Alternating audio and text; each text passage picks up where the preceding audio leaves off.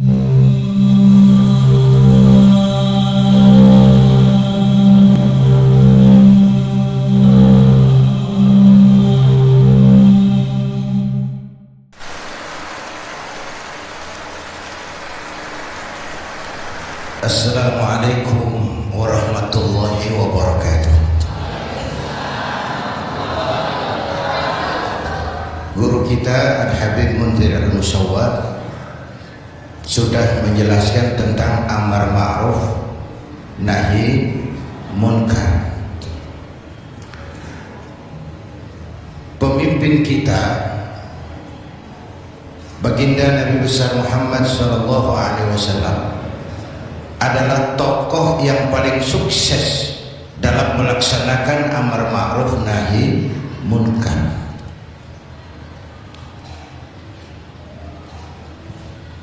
Berkembang dengan pesat, lain dengan agama-agama besar lain, kata Stoddard.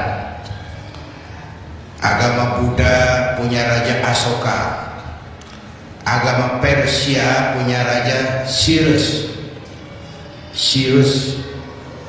bukan Cyrus Sinaga, Cyrus. Agama Kristen punya raja Konstantin. Mereka ini raja-raja besar dan berkuasa yang menunjang agama yang dianutnya dengan segala daya dan dana, dengan segala kekuatan dan kekuasaan. Lain dengan baginda Nabi. Beliau bukan raja, tidak anak penguasa, tidak pula orang kaya, tapi amar ma'ruf yang dilaksanakannya berhasil menembus dinding Jazirah Arabia, mewarnai hampir 2/3 belahan bumi. Nah, saya mau ambil porsi apa landasan beliau dalam melaksanakan amar ma'ruf dan nahi munkar sebelum ke arah yang tadi sudah ditanyakan Saudara Agung. Pertama, landasannya adalah siddiq. Apa? Jujur. Sebab bagaimana orang mau amar ma'ruf nahi munkar kalau dia nggak punya kejujuran? Nabi kita itu lidahnya adalah hatinya, ucapannya adalah perbuatannya, perintahnya dia berwibawa, ajakannya diikuti karena beliau pelaksana pertamanya. Keteladanan. Kalau kita gimana mau berhasil amar ma'ruf? Cuma teriak saudara-saudara sedekah, sedekah, yang teriak buntut gasiran, mbahnya pelit. Jujur. Kata orang tua Melayu gini, wahai saudara, adik dan kakak, peganglah jujur, jangan durhaka. Jauhi bohong, haramkan dusta, supaya hidup tidak ternista. Asik kan? Asik kan? Jauhi bohong, haramkan dusta, supaya hidup tidak ternista. Orang bisnis, modal paling penting adalah kepercayaan. Coba saudara punya kapital miliaran, kalau nggak dipercaya orang, ada nggak yang mau ngasih proyek? Ada nggak? Ada nggak? Nyawa. Modal utama dalam bisnis kepercayaan. Modal utama dalam memimpin kepercayaan. Modal utama dalam seluruh gerak hidup kita kepercayaan. Oh, kalau hidup udah dipercaya, Bu, biar duit banyak juga enak rasanya. Bener. Kalau sudah dipercaya, walaupun duit banyak enak rasanya. Jujur. Bahkan ini modal utama kepemimpinan beliau. Bukan S3, enggak profesor, doktor, enggak, Al-Amin. Orang yang jujur, dan itu yang kita perlukan sekarang. Gayus. Saya lihat bukan saja kasusnya aneh, penanganannya juga aneh. Oh, orang sekali bergaya bisa ngobok-ngobok semuanya. Sekarang banyak yang telinganya pada merah, matanya pada pedas. Begitu dia nyanyi bagaimana dia merambah kepolisian, merambah kejaksaan, merambah kehakiman. Lalu penanganannya juga aneh. Kayaknya mau terfokus kepada kasus Gayusnya, padahal yang terbesarnya adalah mafia hukum dan mafia pajak. Kan itu soal yang paling besar. Kita perlu jujur, jangan ada dusta di antara kita.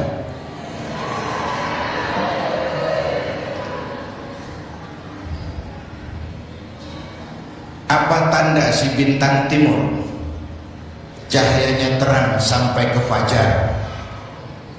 Apa tanda orang yang jujur? Hatinya mulia, ucapnya benar. Hatinya mulia, omongannya benar. Tidak pepat di luar, pancung di dalam, menjegal kawan seiring, manis jika berhadapan, balik belakang lain bicara. Tiap hari kita ngadepin topeng. Topeng yang berkeliling. Ini mukanya apa bukan sih? Ini omongannya apa cuma sekedar sebuah misi? Dan seterusnya. Pantas kalau suatu saat seorang biang preman, mbahnya preman, datang menghadap baginda Nabi, dapat hidayah dia. Ya Rasulullah, saya mau masuk Islam, boleh nggak? Oh boleh. Ucap syahadat. Selesai mengucap syahadat, dia bilang lagi, ya Rasul, saya kan sekarang sudah masuk Islam. Baik. Saya cinta Islam. Alhamdulillah. Saya cinta Anda ya Rasul. Bagus. Cuman saya juga cinta dosa. Ini aneh orang ini. Preman tadi ya. Saya cinta Tuhan ya Rasul, saya cinta Islam, saya juga cinta dosa. Saya belum bisa tinggalin di dosa. Saya suka judi, suka mabuk, suka zina. Marah baginda Rasul dengar ini. Enggak, beliau senyum. Senyum. Orang yang tegas amar ma'ruf nahi munkar itu jangan masang muka kuburan.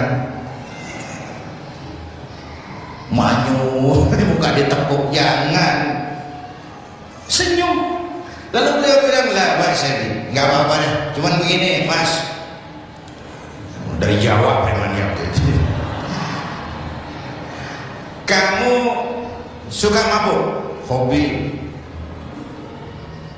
Kamu suka zina? Oh, di mana-mana ada langganan. Kamu suka nyolong? Iya. Nah, oke, ini saya cuma minta, mau nggak kamu mulai hari ini janji sama saya? Apa ya Rasul? Jangan bohong. Hal tu'ahiduni ala tarkil kadhib? Mau nggak kamu janji satu aja, jangan bohong? Pak, saya kira apaan kali ya Rasulullah, itu mah kecil. Sanggup? Sanggup. Ayo saya bayar. Bismillah, mulai hari ini kau janji nggak mau bohong. Janji. Pulang, sambil pulang di hatinya mikir, ma ashala ma talaba hadzal nabiyul karim. Ini Rasulullah kok gampang banget permintaannya, enteng urusannya. Saya terang-terangan nggak boleh, nggak tinggal zina, nggak boleh, nggak tinggal nyuri, saya suka mabuk, cuma disuruh nggak bohong. Encer. Dia kira nggak bohong gampang. Dia kira nggak bohong gampang. Padahal Nabi Allah Ibrahim pernah mengeluh, saya seumur hidup 3 kali bohong, saya harus tanggung jawab di hadapan Allah. Padahal bohongnya bohong benar. Seumur hidup 3 kali merasa bohong, bingung Nabi Ibrahim. Kita sehari 16 kali bohong, nyengir aja nyengir, nggak ada bingung-bingungnya. Udah, sambil pulang, hari berganti minggu, minggu pergi datanglah bulan. Satu hari dia lagi jalan, si preman ini, mantan preman ini, ngelihat perempuan cakep, kenalan, dibawa ke rumah, masuk ke kamar, hampir terjadi. Mau zina lagi, hampir terjadi. Dia tegangan tinggi, hampir nyaris. Begitu mau terjadi, ingat, saya udah janji sama Rasulullah nggak mau bohong. Ntar kalau ketemu beliau saya ditanya, kamu masih zina? Nyautnya bagaimana? Nyautnya gimana? Kalau saya bilang iya, saya pasti kena hukum, udah Islam. Kalau saya bilang enggak, saya bohong. Padahal sudah janji enggak mau bohong. Perang ini iman sama syahwatnya. Kata syahwatnya, udah sikat. Kata imannya, pikirin dulu, udah janji lo. Perang. Akhirnya imannya menang. Dia bilang sama tuh perempuan, Bayu,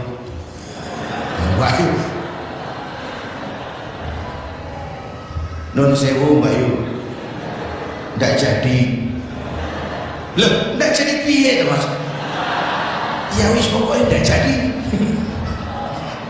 Selamat dari zina. Lain hari mau mencuri, sudah mat daya dah, tangannya udah dijulurin. Ingat lagi, ntar kalau ketemu Nabi ditanya lo masih nyolong nggak? Gimana nyaut? Tiap kali mau berbuat jahat, tiap ingat janjinya. Tiap ingat janjinya terhindar dari perbuatan jahat. Paling akhir dia datang menghadap Nabi, ya Rasul, apa? Sadaqta ya Rasul, Anda benar ya Rasul. Kenapa? Yang Anda minta atuk, kedengarannya enteng, cuman bongkolnya. Saya nggak mengutip ya Rasul. Lihat pengaruh jujur dalam hidup. Kiai, mohon maaf kalau saya potong jawaban jujur Kiai ini. Nah, bagaimana dengan sifat dari hakim-hakim kita dalam memutuskan itu? Ya, kita berharap mudah-mudahan mereka jujur. Perkara apa ini harapan hampa itu soal nanti lah. Yang penting kita berharap mereka jujur dan mempunyai rasa keadilan. Bapak Ibu hadirin yang saya hormati, ini satu dasar amal ma'ruf itu, jujur. Yang kedua, tabligh, menyampaikan ini pun nggak gampang. Suatu saat beliau lagi dakwah di kalangan elit, datang orang buta nyebarin agama, nanyain agama, agak masam, muka beliau agak berpaling. Turun ayat abatha wa tawalla an ja'ahul a'ma. Ya. Ayat yang saya sampaikan tadi, Allah mengkritik kepada baginda Nabi. Mengapa kau agak masam ketika datang orang buta minta diajarkan agama? Ayat ini disampaikan juga sama oleh Nabi kepada para sahabat. Ini loh, ayat ini barusan turun mengkritisi saya. Jadi memang yang orang hidup yang baik itu jangan alergi sama kritik. Tapi yang kritik pun jangan asal ngomong. Ya. Orang jangan alergi sama yang namanya kritik, karena kritik itu yang sering membuat kita berpikir. Dikritik yang membuat kita dewasa, dikritik yang membuat kita jadi bijaksana. Pujian sering jadi racun. Walaupun sebentar kita senang, ibu cantik loh, mekar hidungnya, tapi itu sering jadi racun. Kritik yang membuat kita berpikir, kritik yang membuat kita dewasa, kritik yang membuat kita jadi bijak. Tapi yang kritik pun jangan asal menjeblos. Saudara hadirin yang saya hormati, kita nggak bisa ngukur baju kita pakai badan orang lain. Nah, ini tolong, ini bahasa bersayap. Jangan ngukur baju kita pakai badan orang lain. Nggak sedang, ya, nggak sedang. Orang sering berada dalam sebuah situasi yang tidak semudah kita. Makanya Luqmanul Hakim pernah bilang sama anaknya, nah kita ini kalau nggak punya prinsip bakal serba salah. Kok gitu Pak? Ayo kita buktiin. Luqman keluar sama anaknya bawa seekor keledai kecil, dituntun berdua. Lewat di tengah orang pada ngomong, anak sama bapak sama gobloknya. Bawa keledai bukan ditaikin, dituntun. Tol. Nah, kamu dengar nah? Iya, sekali kita salah. Sekarang gimana Pak? Bapak yang naik, kamu jalan. Lewat lagi di tempat orang ngomong lagi, bapak kagak tahu diri. Enak-enakan di atas keledai, anaknya disuruh jalan. Tega sama anaknya. Kau dengar nak? Iya, 2 kali kita salah. Habis sekarang gimana Pak? Kamu yang naik, bapak jalan. Lewat lagi orang teriak lagi, anak durhaka. Bapaknya disuruh jalan, dia enak-enakan. Dengar nak? Iya Pak, 3 kali kita salah. Sekarang gimana Pak? Kita naikin berdua yuk. Naik berdua. Sampai di tempat orang banyak teriak lagi, anak sama bapak samanya, tidak punya peri kebinatangan. Masa kalau dari kecil dinaikin berdua, kejam. Nah, terus dengar, iya. Berapa kali kita salah? 4. Habis sekarang gimana Pak? Sekarang keledainya kita gotong. Gua pengen tahu orang ngomong apa.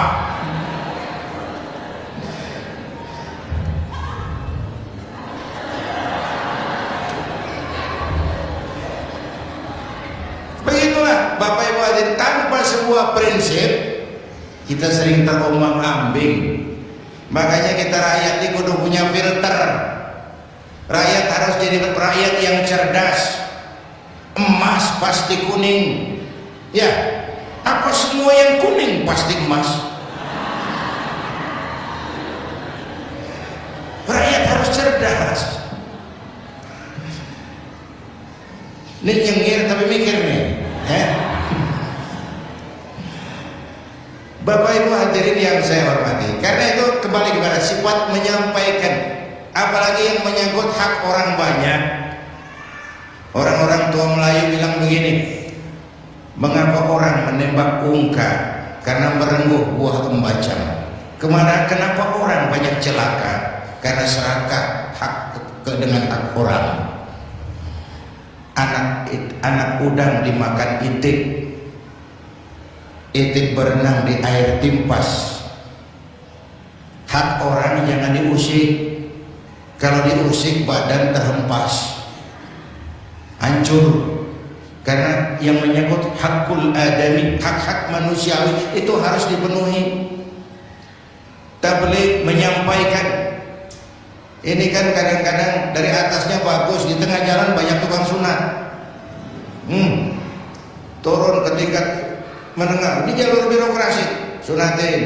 Turun lagi ke bawahnya, sunatin. Turun ke gubernur, sunatin. Turun ke wali kota, sunatin. Turun ke camat, sunatin. Sampai ke rakyat, ujungnya doang dikit bener.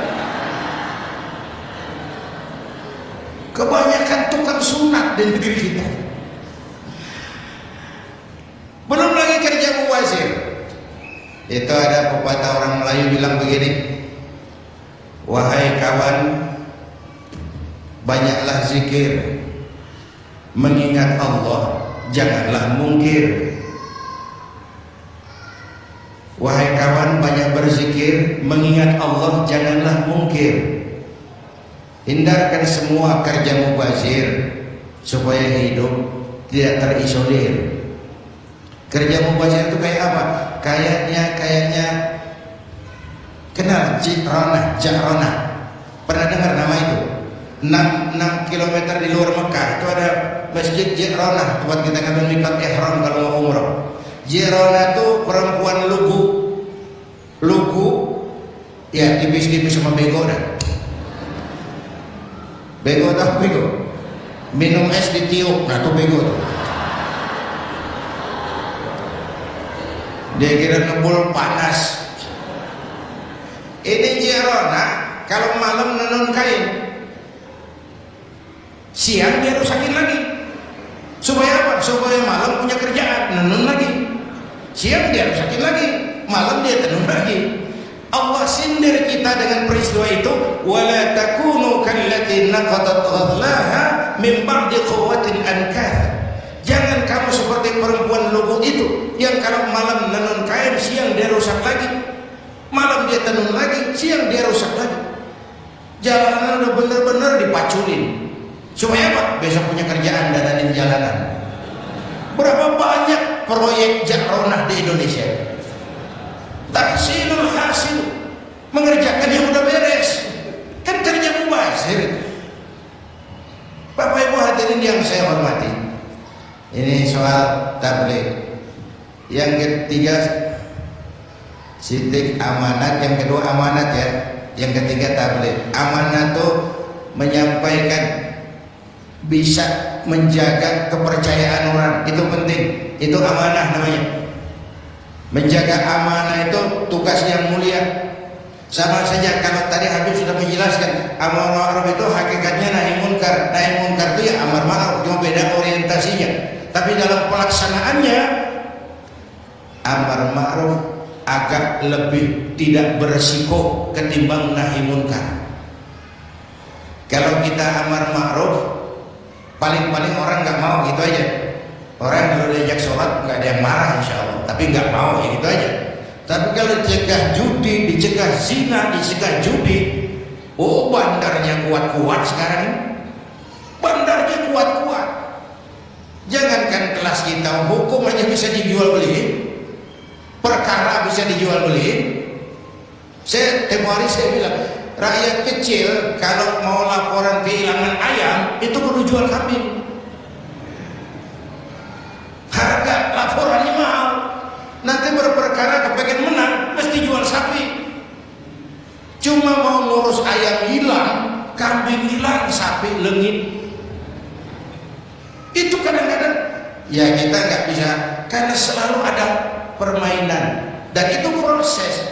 Salah siapa? Ayo kita perbaiki sama-sama. Ini negara-negara kita, kemerdekaan ditebus dengan keringat, air mata, darah dan nyawa orang-orang tua kita. Membangun negara ini kita biayai dengan uang kita rame-rame. Kita yang bayar pajak listrik, pajak mobil, PBB, uangnya dikumpulin bangun negeri ini. Saya ikut bayar pajak karena saya tidak rela kalau uang pajak itu digunakan cuma untuk studi banding atas nama jalan-jalan. Lalu dibikin slogan besar-besar, orang bijak bayar pajak, orang pajak memperang pajak. Bagaimana? Kalau yang ma'ruf berjalan tapi yang munkar juga berjalan, artinya kita hanya beramar ma'ruf tapi tidak bernahi munkar. Syauqi bilang dalam sebaik syairnya, famata yablughul bina'u yawman kamaluhu idza anta tabni wal akharu yahdimu.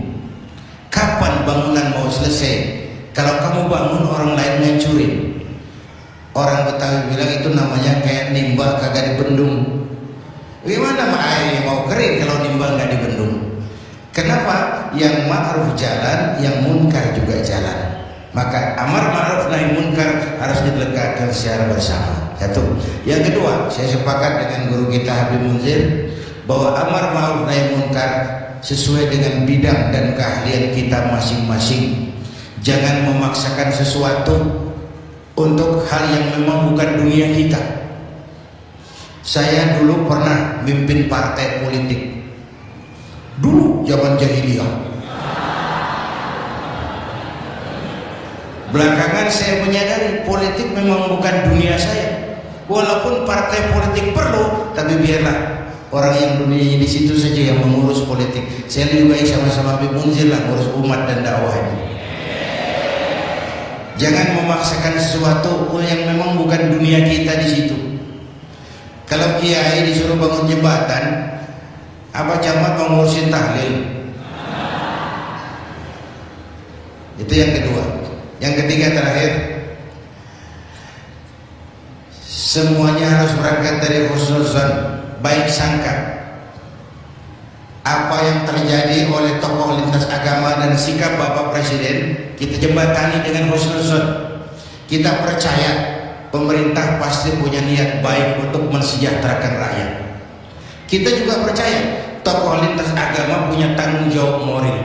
Mereka memberikan teguran bukan karena benci pemerintah, tapi ingin melihat negara ini berjalan dengan baik. Saya ingatkan waktu PSSI lawan Oman, itu ada penonton yang namanya Ardi turun ke lapangan, tendang bola ke gawang, untung nggak gol. Waktu ditanya, saya bukan benci sama PSSI, saya bukan mau ngacuin pertandingan, saya cuma greget kenapa sih nggak gol PSSI, penalti aja meleset, capek saya greget. Karena itu saya percaya para tokoh lintas agama punya niat yang baik, ingin melihat negara ini berjalan dengan transparan. Kita juga percaya pemerintah punya niat baik untuk mensejahterakan rakyat. Cuma tentu ada berbagai kendala dan diperlukan kesungguhan dan kejujuran. Sekali lagi, kesungguhan dan kejujuran. Jangan ada dusta